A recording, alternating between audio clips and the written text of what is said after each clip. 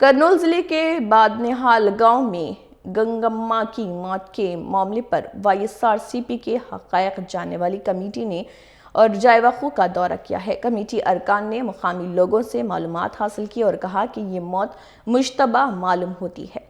उनके मुताबिक मुतल्लिका मकान पर ताला लगा हुआ है और गांव वालों का खौफ की वजह से कुछ ना बताने कई सवालात को जन्म देता है।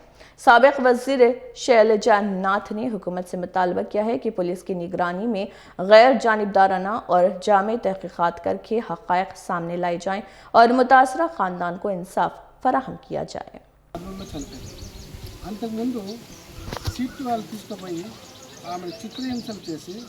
ఆమె లాకప్లోనే చంపారని అందరికీ తెలుసు.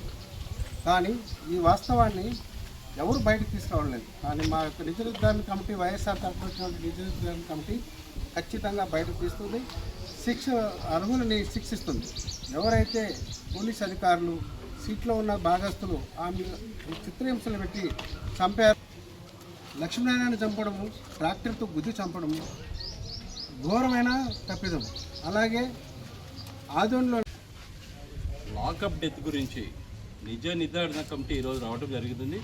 అందులో భాగంగా రాష్ట్ర అధ్యక్షుడైనటువంటి మనోహరెడ్డి గారు, మాజీ మంత్రివర్యులు శైలనాథ్ గారు, డిస్ట్రిక్ట్ ఎస్సీసీఎల్ఎస్ ప్రెసిడెంట్ గారు, నా తోటి మిత్రులందరూ కూడా ఇక్కడ రావటం జరిగింది.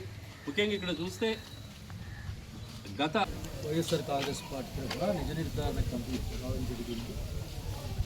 యాక్చువల్లీ ఏం జరుగుతుంది అనుకుంటూ వచ్చామో అట్లే జరిగింది. గ్రామంలో మాట్లాడితేనేమో వాళ్ళ కుటుంబ సభ్యులు ఉదయం కూడా ఇక్కడే ఉన్నారని చెప్తా ఉన్నారు.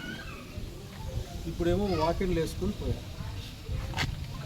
సత్యాన్ని ఎంతో కాలం దాచిపెడతామని ఎవరన్నా అనుకుంటే వాళ్ళ భ్రమ మాత్రమే.